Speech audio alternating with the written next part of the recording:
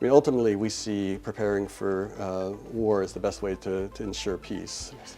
And whether your goal is to preserve Taiwan's democracy, whether your goal is to advance cross-strait dialogue, or to win international support, really investing in resilience and defense are critical. From the United States perspective, obviously, our desired end state, or the resolution of tensions or problems across the Taiwan Strait, really should go through dialogue between the two sides to find a solution that is acceptable for the people on both sides.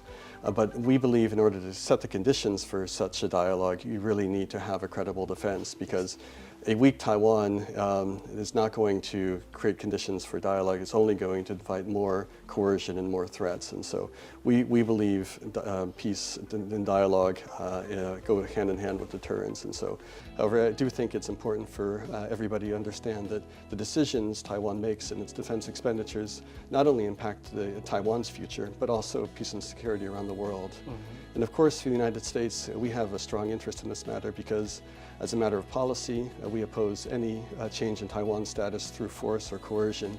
And as a matter of law, the Taiwan Relations Act requires us to provide defense articles to Taiwan and to maintain sufficient deterrent capabilities so that force or coercion can't be used. But it's very difficult for the United States to do that if Taiwan doesn't invest in its own self-defense capabilities. And so, 最近蛮多人在关心我们对美军购出现了交付延迟的状况，那为什么会出现这样的情形？还有我们对美国军购的流程到底是什么？我们今天透过独家访谈来帮大家解密，来听看这段的独家访问。今天非常荣幸能够邀请到美国在台协会处长谷立言先生，请他来帮我们说明美国的军售流程。Hello, Director. Hello. Good afternoon. Good afternoon. We have several questions for you. The first question is: President Lai just announced additional $40 billion defense budget, and what's the U.S. stance towards this announcement? Well, as you may have seen, we warmly welcomed President Lai's announcement on the new special budget. We think this is an important step towards increasing peace through deterrence, and we look forward to continuing discussions on how we can strengthen Taiwan's self-defense requirements. Of course, we understand this is just the beginning of a process. In every democracy, every budget issue has to go through the legislative process, but I remain very confident that in the end of the day, that all of the parties in Taiwan will come together on behalf of increased defense spending, because I think there is a shared sense of the needs given the regional security environment and the threats Taiwan faces. But also, if you look at the 2024 presidential election, all three of the candidates supported increased defense spending. When we and U.S. Congress members have talked to members of the Legislative Yuan, we've heard a very consistent message of support for increasing Taiwan's self-defense capabilities. You may have seen a number of U.S. members of Congress from both parties, both the Senate and the House, have also endorsed the announcement on the increased defense budget. So I would say we remain quite optimistic that this will be a smooth process, but we look forward to answering questions from our Taiwan friends in the legislature once they get into the detailed review of the budget. I would say I think it's important for Taiwanese citizens to understand, though, that some of the criticism of increasing Taiwan's defense spending will unlikely receive support or understanding from the international community. I'll give you an example of a couple of the arguments we hear. I would say, firstly, the idea that Taiwan increasing its defense spending is going to increase the risk of conflict, I think is not something the international community is concerned. In fact, I think many countries are worried that the underinvestment by Taiwan in its defense capabilities has actually increased the risk of a conflict. So, for example, during the period where Taiwan's defense spending went from 3% to 2% of GDP, the People's Liberation Army's budget more than doubled. And so what we see as Taiwan doing right now in increasing its defense expenditures is trying to restore the strategic balance that unfortunately I think has been somewhat eroded in the last couple of years. And that strategic balance really underpinned peace in the Taiwan Strait for many, many decades. The second issue I think it's important to understand the international context on is regarding whether you can spend on defense and other economic priorities. But if you look at countries in Europe, all the NATO countries, Japan, Korea, Australia, all of these countries are significantly increasing their defense expenditures because they understand the threats that we face in the world today. And I would say one thing that almost all of these countries have in common is that the economic and fiscal challenges they face actually are much more severe than Taiwan. take for example Japan. Japan's economy this year is growing at less than one-tenth of Taiwan's GDP growth. And on debt, the average per capita debt load for Japanese citizens is more than 10 times the debt load for Taiwan citizens. And for that matter, if you look at the People's Republic of China as well, they are facing very significant structural economic challenges. They have a very severe debt issue, as well as a underfunded social safety net. However, we don't see them slowing down at all their defense expenditures. And so the trend in the world is very quite clear. Now, we understand every democratic system, decisions on how to allocate fiscal resources is a matter for democratic debate. However, I do think it's important for everybody to understand that the decisions Taiwan makes in its defense expenditures not only impact Taiwan's future, but also peace and security around the world. And of course, for the United States, we have a strong interest in this matter because as a matter of policy, we oppose any change in Taiwan's status through force or coercion. And as a matter of law, the Taiwan Relations Act requires us to provide defense articles to Taiwan and to maintain sufficient deterrent capabilities so that force or coercion can't be used. But it's very difficult for the United States to do that if Taiwan doesn't invest in its own self-defense capabilities. And so, again, I think we're very optimistic that the Taiwan society, Taiwan's political leadership will come together and, of course, through a democratic debate on the details. But I think the importance of increasing Taiwan's defense investments is something that should enjoy cross-partisan support, just as support for Taiwan's defense in the U.S. Congress. It has a solid bipartisan backing. But Taiwanese people are concerned about the delay of arms sales. So to help people to better understand FMS and to clarify the rumors, could you please explain about the FMS process? Yeah. Right. Now, happy to talk about the foreign military sales process. This is a very collaborative effort between the United States and our security partners around the world. So in the case of Taiwan, the process starts when the Taiwan military identifies a capability gap, a requirement for a new system or new equipment or a new area of training, that they can come to AIT and come to the United States to request assistance. And through a consultative process, we help them identify some potential options. And once Taiwan decides that this is a system or platform they would like to pursue, they submit what's called a letter of request through AIT, which we then refer to the U.S. government for review and evaluation. And at that stage, within the U.S. government, we determine whether this system is appropriate for Taiwan's needs. Is it available? We do a cost estimate and a review over the security and foreign policy implications. Once that, in the executive branch, that process is completed, then we refer to Congress. We notify Congress about the intended sale. And if there's no objections from Congress, at that point, we then send a letter of offer and acceptance to Taiwan that will outline the cost, the timeline, and other details on the program. Once Taiwan accepts that offer, then we go into the execution phase. And so the relevant U.S. Department of War Program Office will identify and start to negotiate with a U.S. company or vendor to fulfill the order. And then there will be, once that is done, we'll go into execution phase. And throughout this process, we have continuous consultations with Taiwan. In the execution phase, what we call a foreign military sales case, we have a process called the program management review. In your typical FMS case, you'll see 10 or even more program management reviews. And these are meetings where the program office from the relevant U.S. military service sits down with their counterparts for Taiwan and talks about the progress of the case, any issues that come up in terms of timelines or cost issues. And collaboratively, we work to maintain the momentum on that. And so this process, I think, Taiwan has quite a bit of experience with, is very comfortable with. I think they appreciate the guarantees it provides because the U.S. government is involved in managing and the oversight of the case together with the U.S. companies. And so this is, I think, a very time-tested approach to foreign military sales. And we continue to vigorously find ways to implement it in as timely manner as possible. But in terms of delay, how do the U.S. government and Taiwan to work together to ensure that everything is on the timeline? Right. Yeah. Yeah, no, it's a good question.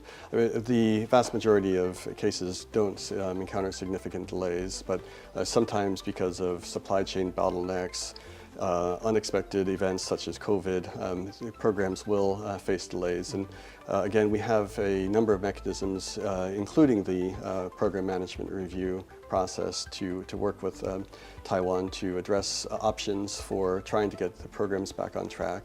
I would say, I think there's a misperception about the amount of delays that we've had. I've seen many media references to $20 billion of backlogs. The actual figure is much lower than that. And I think some of the misunderstandings is many times our FMS, when we deliver FMS supplies, there's not a big media kind of rollout. And so I think some people see the absence of a lot of media reports, a suggestion that actually the equipment wasn't delivered because when we do have, for example, M1A2 tanks or HIMARS, oftentimes there's a big splash. But not every system, in fact, probably even the majority of systems don't have that level of kind of visibility. Doesn't mean these things aren't being delivered and delivered on time. So I think that's maybe the result or maybe the cause of some of the misunderstanding on the overall number. I would say the vast majority of the backlog currently relates to the F-16V program. But even on this program, we are working intensely closely with Taiwan through the PMR process, working with the vendors.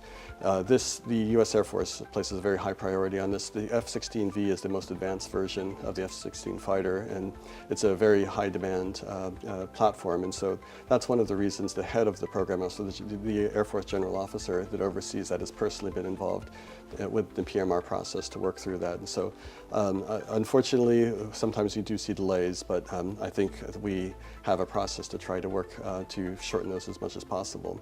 But also because we see an urgent need for Taiwan to acquire critical asymmetric systems, we've opened up other avenues in recent years for Taiwan to obtain capabilities it needs. So for example, the Foreign Military Financing Program, the Presidential Drawdown Authority, and several other legal authorities that we've made available for Taiwan to achieve its procurement objectives. And many of these actually have been funded by the U.S. government. The U.S. Congress has approved over $2 billion worth of support for Taiwan because we see that because of that gap that I talked about before in terms of the cross-strait military balance, we see an urgent need to close that in order to ensure that we are deterring conflict and ensuring peace. So can I follow up this question? Because as far as I know, there's no deadline in the contract, right? There's only expected date, not a deadline. Is that correct? So we will, within a foreign military sales contract, as I mentioned, when we offer the letter of offer and acceptance, there's timeline where we expect the deliveries to happen. Right? But of course, as I mentioned, because of a variety of different factors, things can impact, events can impact that. And so that's why we have the PMR process where we can consult with all of the stakeholders involved and to ensure if the timeline is being met, and if it's not being met, how can we adjust accordingly. How do U.S. and Taiwan work together to ensure Taiwan is acquiring the right weapons? Right. I think we have a very strong alignment in our view of Taiwan's defense needs.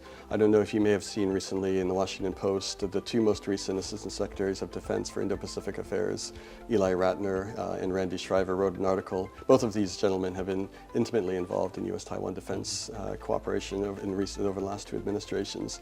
But they were highlighting the progress Taiwan has made in acquiring the capabilities that it needs in order to have a credible self-defense. And having worked with both of those gentlemen on these issues, I would fully share that assessment. I think Taiwan understands the need to rapidly acquire asymmetric capabilities such as drones, anti-air, anti-ship missiles, integrated air and missile defense capabilities. I know President Lai has talked about T-Dome very much. I think we share the view of the importance of missile defense, missile and air defense, C4ISR integration. All of these areas I think will give Taiwan much greater capabilities to defend itself. But in addition to equipment, I've also been very impressed with the reforms Taiwan has undertook over in recent years. Since I've been in Taiwan in the last year and a half, I've had the opportunity to visit a lot of operational units and meet frontline personnel, and I've been deeply impressed with their motivation, their high state of readiness. It's not a surprise that this year Taiwan has surpassed its recruitment and retention targets, because I do find the morale in the Taiwan military higher than I've ever seen it in my many years serving in Taiwan. And I think that's a result of a sense of mission, a sense that they have the support of the political leadership. Now the key is to ensure we deliver the tools they need to complete their mission.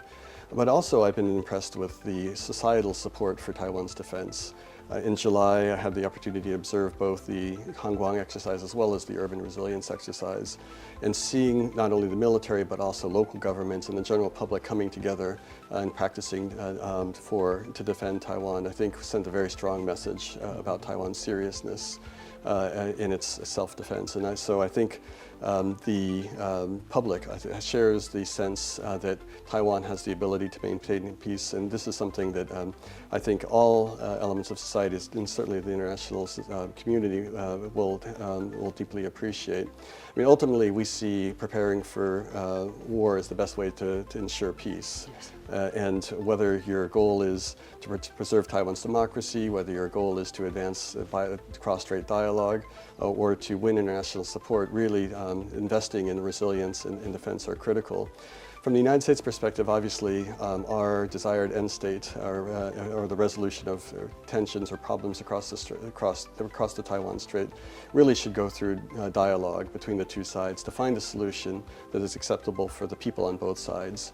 But we believe in order to set the conditions for such a dialogue, you really need to have a credible defense, because a weak Taiwan is not going to create conditions for dialogue. It's only going to invite more coercion and more threats. And so we believe peace and dialogue go hand in hand with deterrence. And so, as I said, I think we're very appreciative of the efforts that Taiwan has made, whether it's in getting the right equipment, whether it's in implementing realistic training, whether it's expanding the reserve component.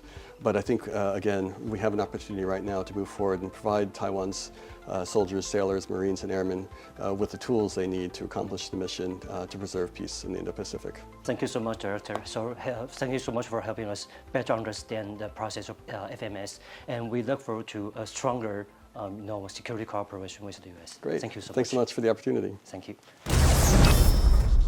刚刚的访谈是不是非常充实呢？但是还是有些大家常常会有的误解，我在这边帮大家做一个厘清。在军购案里面，其实并没有所谓的截止日期，就是没有所谓的 deadline， 只有 expected date， 就是所谓的交付预定日期。但是要注意的是，因为我们是跟美国政府签约，所以美国政府他们有能力也有义务去帮我们跟军火商来追踪这个案子的进度，并且对他们施压，来加快这个交付的流程。那如果今天是由我们政府直接跟军火商签约的话，那自己后续的这些追踪流程就必须要由我方自己来承担。那第三个部分来看的话，是美国政府他们了解到最近有这个因为不管是乌俄战争还是整个供应链的问题，所以他也开始让一些比较机敏性比较低的武器，让台湾能够透过商售的方式来取得。那最有名的案子呢，当然就是美国的 Enduro 无人机，它就让台湾以商售的方式来取得这项武器装备。